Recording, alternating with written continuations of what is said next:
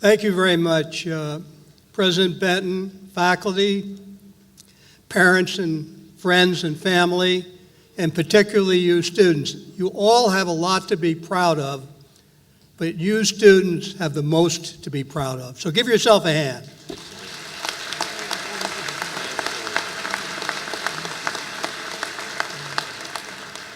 Eli Broad is a director or trustee of Caltech University, and they have a professor there by the name of Kent Clark, and his nickname is Nam Repus, which for the dyslexic people in this audience is Superman spelt backwards. Well, when I went through everything that Eli Broad has done in his life, I realized that Eli Broad is a pseudonym for Clark Kent. How else could you found two of the largest companies in America and in the world, Kaufman and Broad Houses, Sun America Finance? How could you have the greatest collection of contemporary art in the world and lend pieces of art throughout the world to other museums on a constant basis? How else could you have founded what is considered the finest biomedical gene lab in the world, called the Broad Institute, which is a partnership with Harvard and MIT? How else could you have such an interest in education where you formed academies to teach new superintendents of schools, new principals, and also become one of the great hikers in the world? Because if you look at the hills above Pepperdine on a Sunday, you may see Eli hiking up in the hills here, because he's been doing it now for about 4 or 5 years throughout the mountains in Los Angeles. And of course, Eli is somebody whose fingerprints are in many colleges, buildings at Caltech, Pitzer, of course the Broad Business School at Michigan State University, the second best business school in the world, right? And last but hardly least, the Eli and Edie Broad Foundation, which is one of the largest foundations in the world and does so many good things for education, for biomedical, for arts, and on and on. Eli, as a person, I got to know very well when I was mayor. He was responsible for the Frank Gehry famous Disney Hall, which is considered the best piece of architecture in the world, and it would not have happened but for Eli Broad. He's doing the same at Grand Avenue now. As mayor, he restructured the finances of the city and saved us over $300 million a year. Eli, I want to thank you for being a very good friend of mine. President Benton, Pepperdine could not have picked a better human being to honor. So ladies and gentlemen, I offer to you Clark Kent, alias Eli Broad. That was brilliant.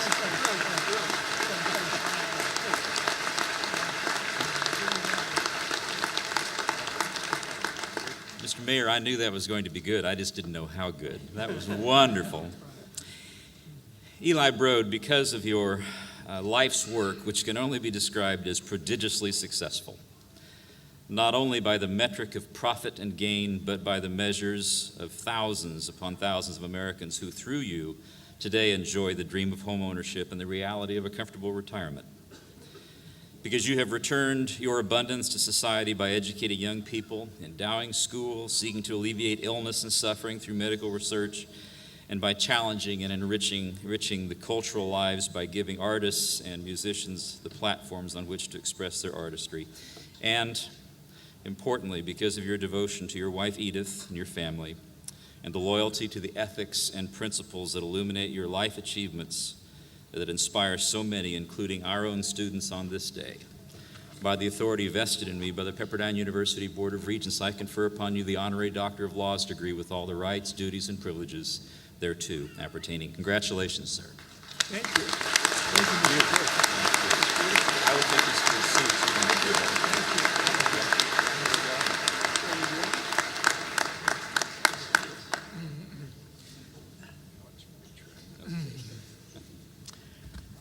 Chancellor Ronells, Chairman Biggers, President Benton, Dean Livingston, members of the Board of Regents, faculty, administrators of this great school, thank you for that great honor. I would like to invite all of you, as well as the family and friends of the graduates, to listen to my remarks. But please be forewarned, they're not addressed to you. They're directed at the real honorees today, the members of the Graziadio graduating class of 2007. Back in 1954, I was much in the same situation as you. To be sure, that was a half a continent away at Michigan State University, where the view of the Red Cedar River doesn't quite compare to Pepperdine's view of its local body of water. But like you, I was wearing a robe and a funny hat and was eager to get on with my life. However, first I had to listen to some gray-haired fellow give a commencement address. I hope the similarities end there because the gray-haired guy made no impression and I can't recall a word he said. In the hope that at least some of you might remember my words today, I intend to make public for the first time in my career all of the secrets of my success. So I can be reasonably sure of keeping your attention throughout my remarks. I will save them for the end. The fact is, even without knowing my secrets of success, you're well on your way. You've just attended an outstanding business school, named in honor of my late friend George Graziadio. Indeed, you now have more formal training than George or I had. George wasn't even able to finish college, but both of us did okay in business. And so imagine what all of you will be able to do. I received an accounting degree, became the youngest CPA in Michigan history. And you know, that was about the last reasonable thing I did. After 2 years, I was bored and less than thrilled with my $67.40 paycheck after taxes each week. So I began the unreasonable phase of my career, a phase I still seem to be in. Given how unreasonable my career has been, you can imagine how pleased I was when I ran across this quote by George Bernard Shaw. He said, "The reasonable man adapts himself to the world. The unreasonable one persists in trying to adapt the world to himself. Therefore, all progress depends on the unreasonable man." I would like to share with you some highlights of my unreasonable journey since leaving that accounting firm. While I'm proud of a number of accomplishments, there are real costs of being unreasonable. They include long hours, too little time with family, a near incapacity for, as they say, stopping and smelling the roses. As you can see, I have a type A personality, but I suspect this is something else I share with many of you in the graduating class. Yes, I see a lot of mortarboards out there shaking yes.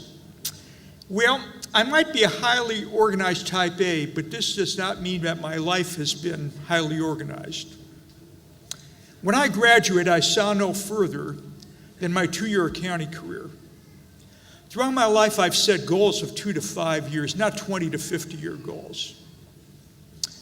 I hope that is somewhat reassuring to many of you as you set out with your degree in the great unknown.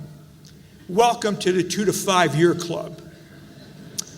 The only requirement for membership is a willingness to be flexible, to seize opportunities as they appear, to cut losses when you find your journey has led to a momentary dead end. For me, the accounting job was a dead end. I found myself working for clients who were making a lot more money than me, but didn't seem particularly bright. I have sometimes wondered what might have happened if that first job had paid a lot more than $67.40. Fortunately, it didn't. So at age 23, I partnered with one of my really smart clients, Don Kaufman, and went into the home building business. We had a plan to differentiate our business. Quite simply, at a time when other builders were selling homes with basements but without carports or garages, we would sell homes without basements and with carports. This permitted us to provide a more appealing product at a lower price. In other words, we felt we were giving our customers greater value. Those homes were priced at $13,740, which meant many people had mortgage payments that would be lower than their current rent. They went on sale in January of 1957 in a suburb of Detroit, and the first weekend we sold out.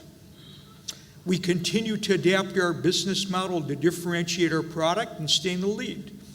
We went on to become the first home builder to be listed on the American Stock Exchange and then the New York Stock Exchange. The reason I tell you all this has nothing to do with home building. It has to do with the lessons that the experience taught me, lessons that can be applied to any endeavor. First of all, be informed. There's no substitute for knowledge.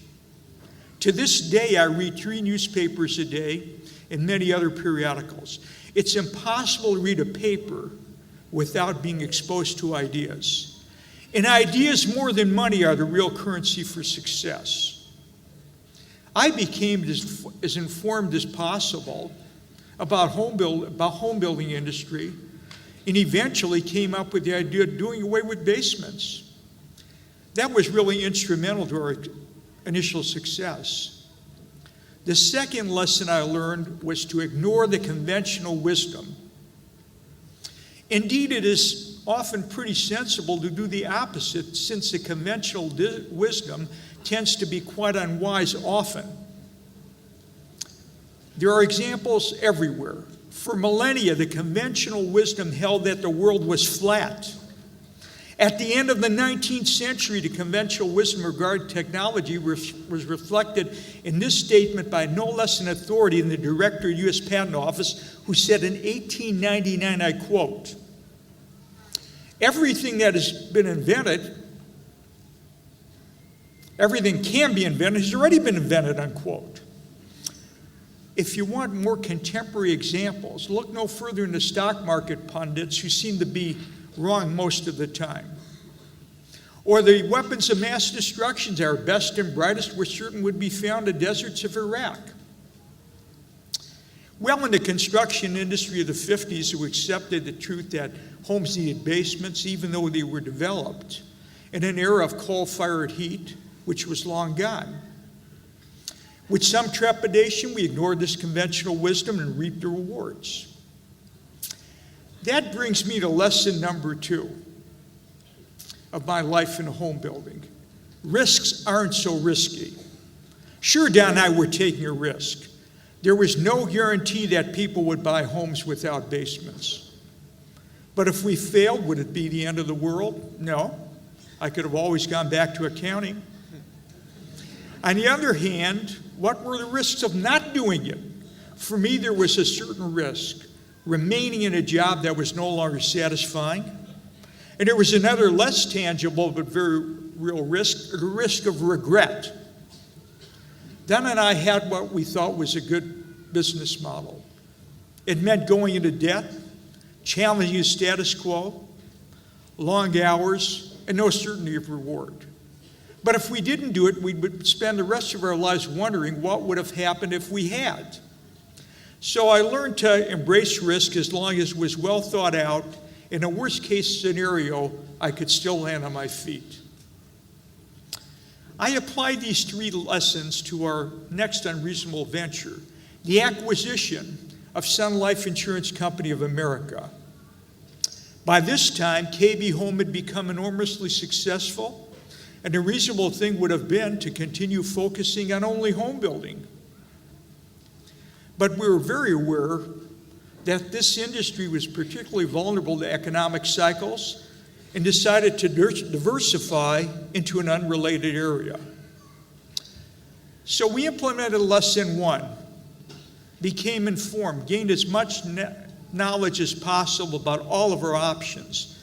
In fact, we looked at the ultimate worst-case scenario, the Great Depression of the 1930s, and found there was one industry that survived in pretty good shape: life insurance.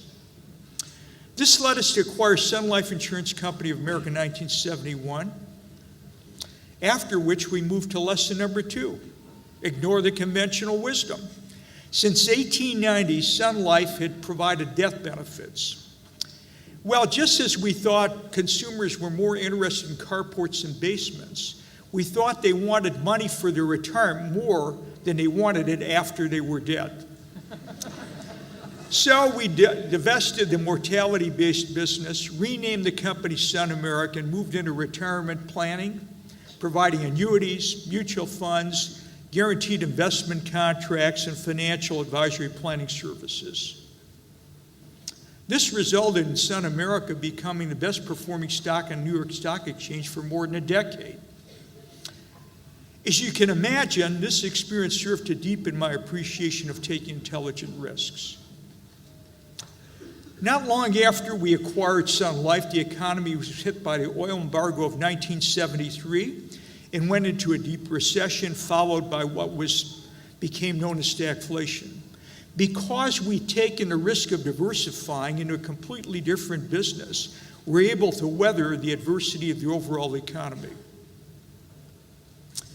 As these examples should demonstrate, the 3 life lessons of valuing knowledge, disdaining conventional wisdom, and embracing risk, they've served me well.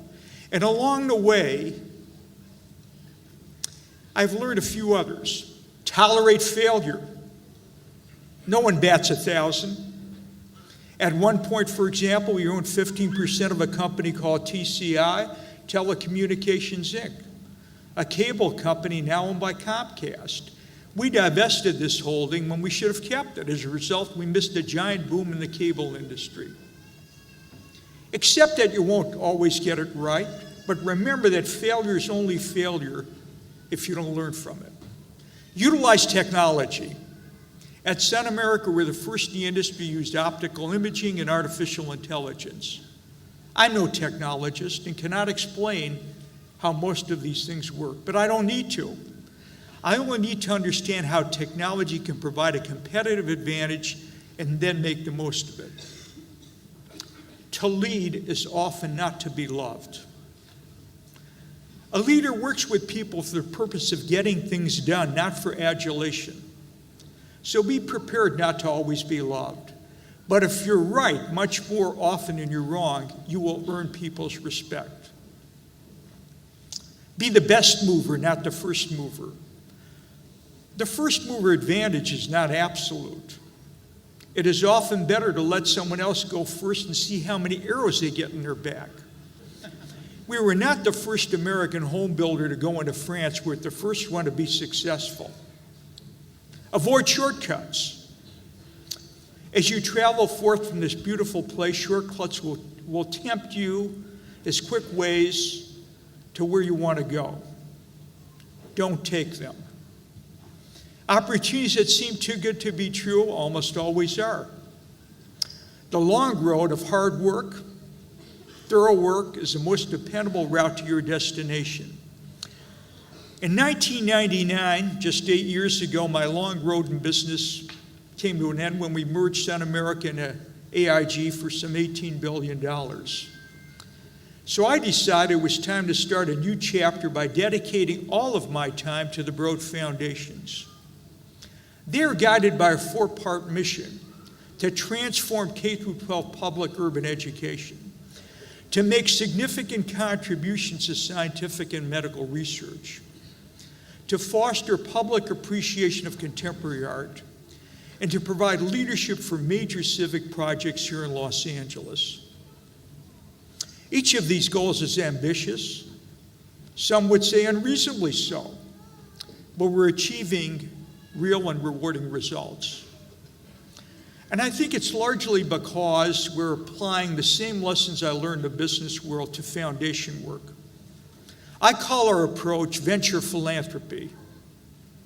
I find I'm working harder than ever and have more energy about what I'm doing the day I graduated in 1954. In the intervening 53 years, the world has changed dramatically. The internet, multiculturalism, the progress of we've seen after the Cold War's end, the anguish over the rise of terrorism. But no matter how much the world has changed over the past decades, the lessons I've learned have consistently proved valuable. And I'm confident during the next 5 decades, your decades, it will be valuable as well. And so, as promised, I now reveal my secrets of success. Set 2 to 5 year goals. Be informed. Ignore the conventional wisdom. Take intelligent risks. Tolerate failure. Embrace technology. Be a leader. Be best, not always first. Avoid shortcuts, and by all means, at some points in your life, be unreasonable. Finally, here's the biggest secret of them all. There are no secrets. Everything I've told you is common sense. That doesn't mean it's easy, but it's all doable, and success can indeed be yours. Just be clear of your own definition of success. I discovered after 2 years that mine did not include being an accountant. Fortunately, there are thousands of contented accountants out there with a different personal worldview. To help you formulate your definition of success, take a moment to listen to George Graziadio's. He put it this way, quote, "To me, success is not the destination or a goal. It's a journey you take in what you learn along the way that are important." Or to quote another sage philosopher, Dolly Parton, "Find out who you are and do it on purpose." That's really all you need to know. No secret about it. Thank you very much.